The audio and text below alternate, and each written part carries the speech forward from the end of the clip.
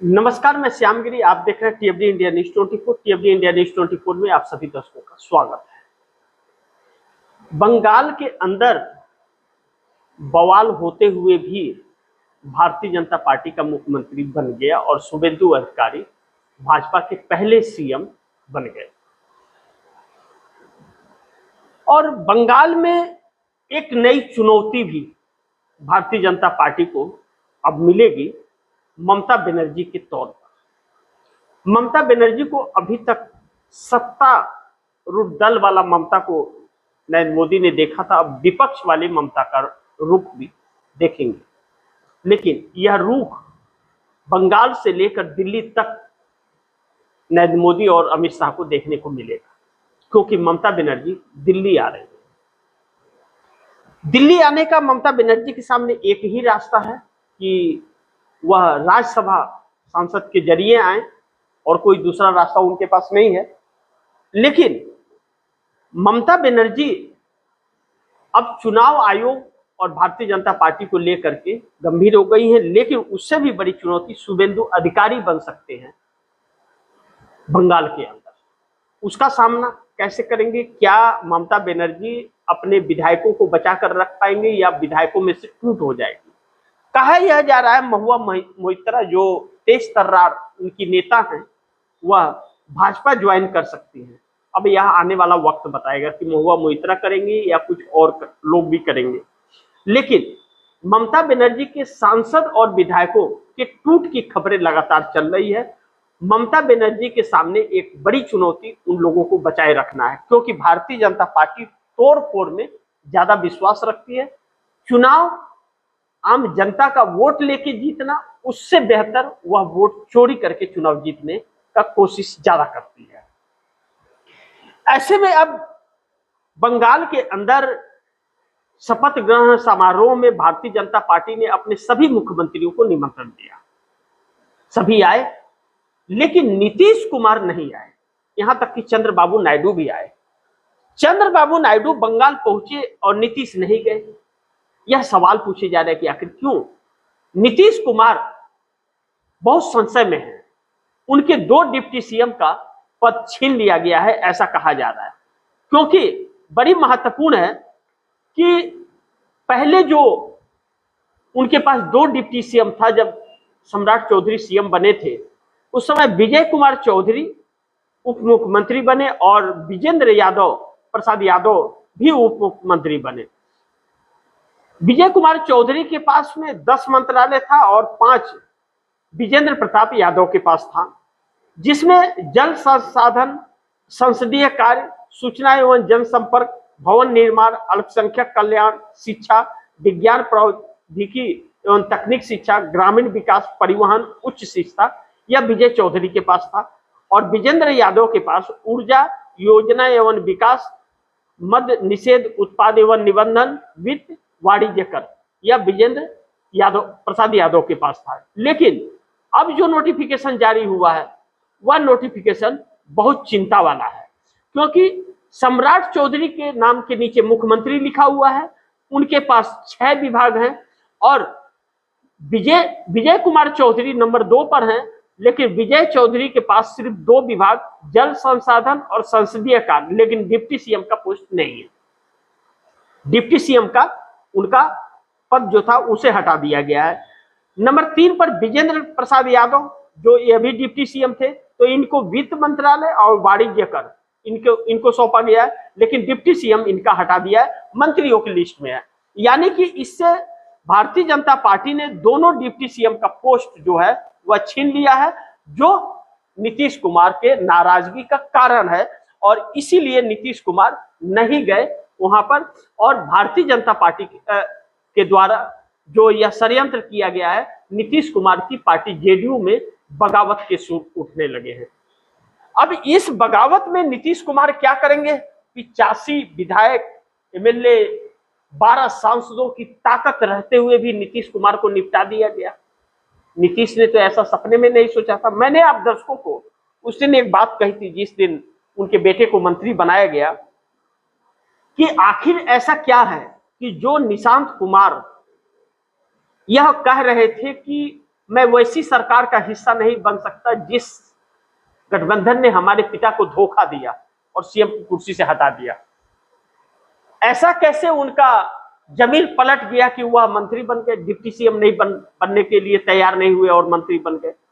अमित शाह का एक रात पहले पटना पहुंचना वह बहुत कुछ निर्धारित करता था और बहुत सारे सवाल खड़ा करता था, सब कुछ गोटी से डांट डपट के कटपटी पे लगा करके, और वह दिखा।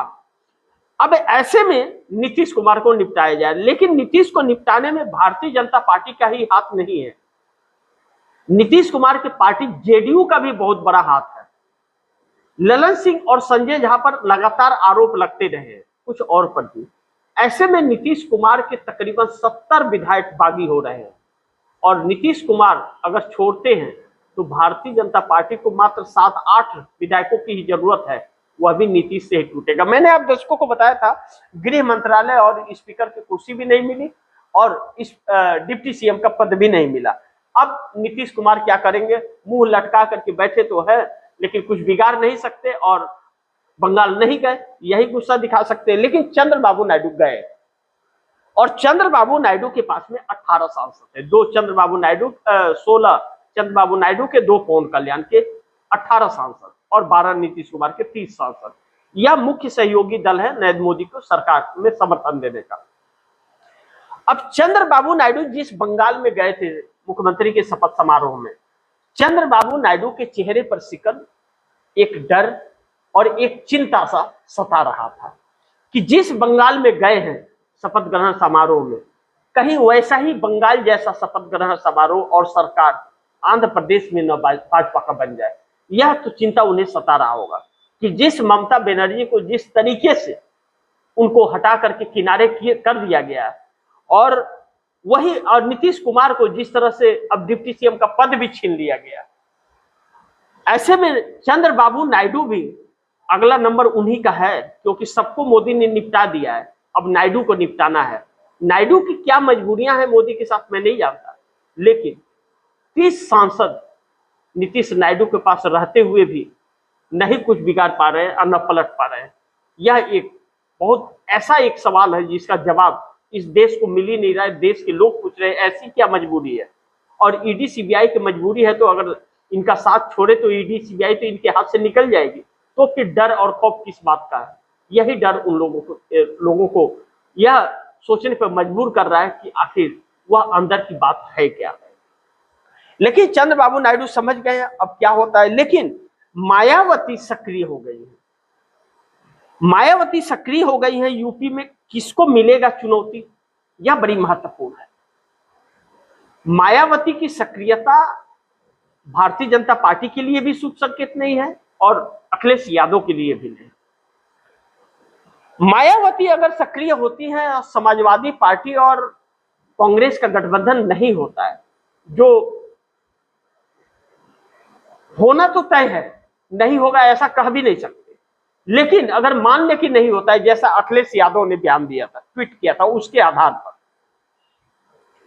ऐसे में मायावती अगर भारतीय जनता पार्टी के लिए चुनाव नहीं लड़ रही है और खुद के लिए पार्टी के लिए चुनाव लड़ती हैं, फिर तो मायावती का जनाधार बढ़ जाएगा और कांग्रेस का भी जनाधार बढ़ेगा। लेकिन अगर वह भारतीय जनता पार्टी के लिए मायावती लड़ रही है, फिर मायावती के लिए बहुत मुश्किल खड़ी होने वाली है। उनके पार्टी का बचा खुचा जनाधार भी जो 5-6% वोट प्रतिशत 7% बचा है, उसमें भी बहुत बड़ी सेंधमारी हो सकती है। लेकिन मायावती दलितों की एक चहेती नेता हैं और दिलों में बसती हैं दलितों के। मायावती से उनके वोटर्स नाराज भी हैं, क्योंकि वह घर में बैठी रहती हैं और उनके ऊपर अत्याचार होता है तो आवाज नहीं उठाती है, इसलिए उनसे नाराजगियां भी बढ़ती हैं। लेकिन अब सवाल यह नहीं कि मायावती उठती हैं या नहीं। मायावती ने ऐलान किया है कि वह अकेले चुनाव लड़ेंगे। उनकी पार्टी राष्ट्रीय पार्टी है, लेकिन राष्ट्रीय पार्टी तो छोड़िए, क्षेत्रीय पार्टी बनने के लायक भी बयान नहीं आते हैं उनके, कभी भी कोई खबर ही उनकी नहीं आती है, न तो उनके पार्टी के किसी नेता के। उनके भतीजे कुछ दिन चल रहे थे 24 चुनाव के आसपास में, लेकिन उनको भी शांत करा दिया गया, चुप करा दिया गया, और वह भी चुपचाप बैठ गए, पार्टी से निकाल दिया गया, फिर पार्टी में लाया गया। तो एक अलग हिस्सा समाजवादी पार्टी में चलता है। इससे जो वोटर्स है बहुजन समाज पार्टी के, उनके अंदर कहीं ना कहीं नाराजगी झलकती है और वह आश्वस्त नहीं हो पाते हैं कि मायावती उनके लिए काम कर सकती हैं या उनके नेता बने रह सकती हैं। लेकिन मायावती को जिस तरह भारतीय जनता पार्टी अब मजबूत करने के लिए काम कर रही है, अब शुरू हो गया उत्तर प्रदेश का, बंगाल का चुनाव खत्म, अब उत्तर प्रदेश का चालू, मार्च महीने में है, 8 महीने का वक्त है। ऐसे में भारतीय जनता पार्टी का जो प्लान है वह प्लान यह है कि मायावती को मजबूत किया जाए, और जब मायावती को मजबूत किया जाएगा तो अखिलेश यादव खुद कमजोर हो जाएंगे। इस बीच में कहते हैं ना, दो लोगों की आपसी लड़ाई में तीसरा बाजी मार ले जाता है। ऐसे में भारतीय जनता पार्टी फिर एक बार सत्ता में आ सकती है। लेकिन 3 करोड़ तकरीबन वोट भी कटे हैं एसआईआर के तहत, उसका भी प्रभाव पड़ेगा और बहुत बड़ा प्रभाव पड़ेगा। पश्चिम बंगाल से ज्यादा प्रभाव पड़ेगा। पश्चिम बंगाल के अंदर तो मात्र 91 लाख लोगों के नाम कटे, लेकिन उत्तर प्रदेश के अंदर 3 करोड़ वोट कटे हैं। और वह वोट किसके कटे हैं, आप दर्शक समझ सकते हैं कि अखिलेश यादव की बेचैनियां क्यों बढ़ रही हैं। अब ऐसे में मायावती अगर मजबूत हो तो मायावती भारतीय जनता पार्टी के इशारे पे ही चलेंगे, यह तय है। और अगर नहीं चली तब तो फिर वजूद बन जाएगा। अब मायावती अपने लिए चुनाव लड़ती हैं, दलितों के लिए चुनाव लड़ती हैं, तो फिर भारतीय जनता पार्टी के लिए भी संकट खड़ी हो जाएगी, यह भी बात तय है। और बहुजन समाज पार्टी का राज्यसभा के अंदर प्रतिनिधि नजर आएंगे, और अन्यथा बहुजन समाज पार्टी का इस बार चुनाव में 2027 में पूरा खेल खत्म हो जाएगा, पार्टी का अस्तित्व पूरा खत्म हो जाएगा। लेकिन योगी और मोदी और शाह में भी सब कुछ ठीक नहीं है। मोदी नहीं बल्कि अमित शाह कमान संभाल रहे हैं। जैसे अमित शाह ने ही कमान बंगाल का भी संभाला था और बिहार का भी संभाला, यूपी का भी वही संभालेंगे। और योगी को पूरी तरह से खत्म करना है। चेहरे पर तो योगी के चुनाव होगा, लेकिन योगी को सीएम नहीं बनाया जाएगा, यह तय है। केशव प्रसाद मौर्य और ब्रजेश पाठक इसमें आगे ऊपर उठते हुए नजर आ रहे हैं, जो अमित शाह के बहुत खास है। जैसे शुभेंदु अधिकारी अमित शाह के खास है, सीएम बना दिए, वैसे केशव प्रसाद मौर्य और ब्रजेश पाठक किसी एक में सीएम का चेहरा हो सकता है। ऐसे में योगी आदित्यनाथ क्या भारतीय जनता पार्टी को इतनी आसानी से छोड़ देंगे कुर्सी, या फिर वह नुकसान पहुंचा जाएंगे? योगी आदित्यनाथ जानते हैं कि कुर्सी से हटने के बाद उनका वर्चस्व बिगड़ जाएगा और दिक्कतें आ जाएंगे। लेकिन अगर योगी आदित्यनाथ खेल कर देते हैं तो अखिलेश यादव की सरकार भी बन जाएगी, यह भी बात तय है।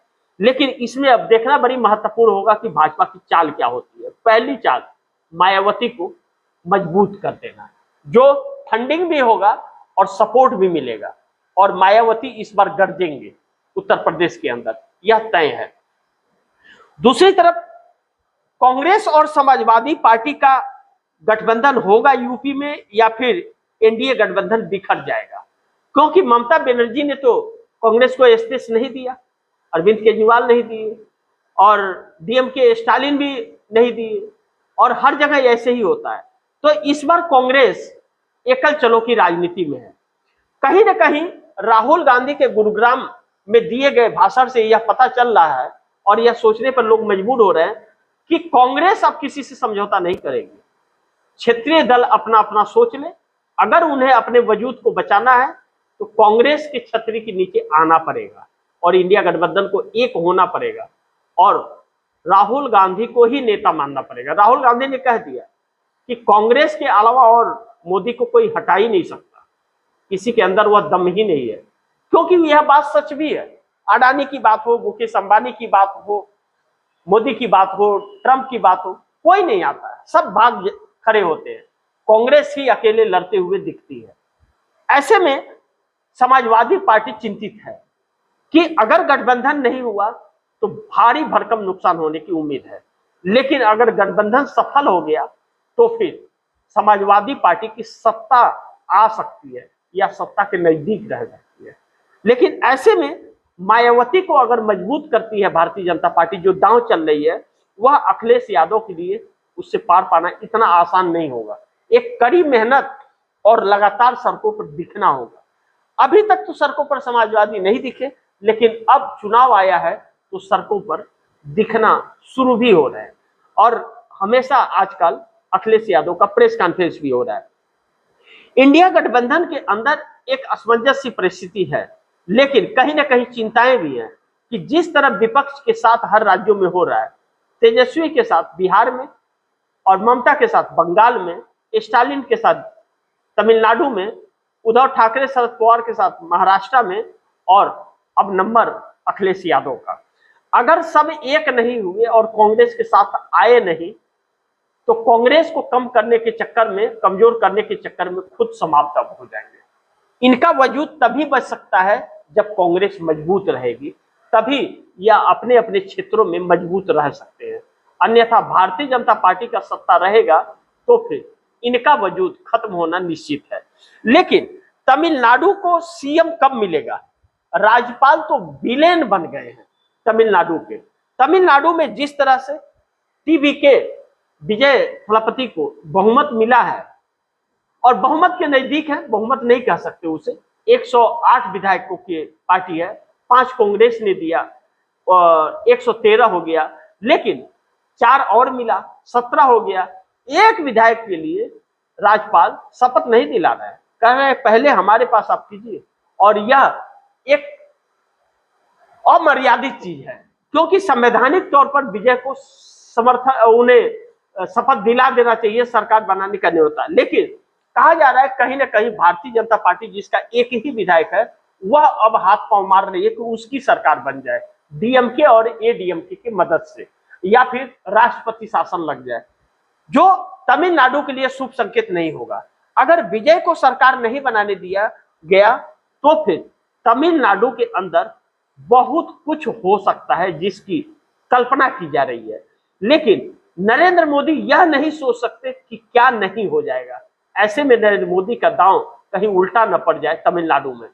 लेकिन स्टालिन जिस तरह का पर्दे के पीछे से गेम खेल रहे हैं, इससे यह पता चल रहा है कि वह सरकार नहीं बनने देंगे। लेकिन अगर सरकार नहीं बनी विजय की, सिंगल लार्जेस्ट पार्टी होने के बावजूद, और 108 विधायकों ने सामूहिक इस्तीफा दे दिया, तो फिर स्टालिन के लिए और एडीएमके का सुपड़ा साफ हो जाएगा वहां से, और चुनाव भी कराने पड़ेंगे। ऐसे में देखना बड़ी महत्वपूर्ण होगा क्या होता है।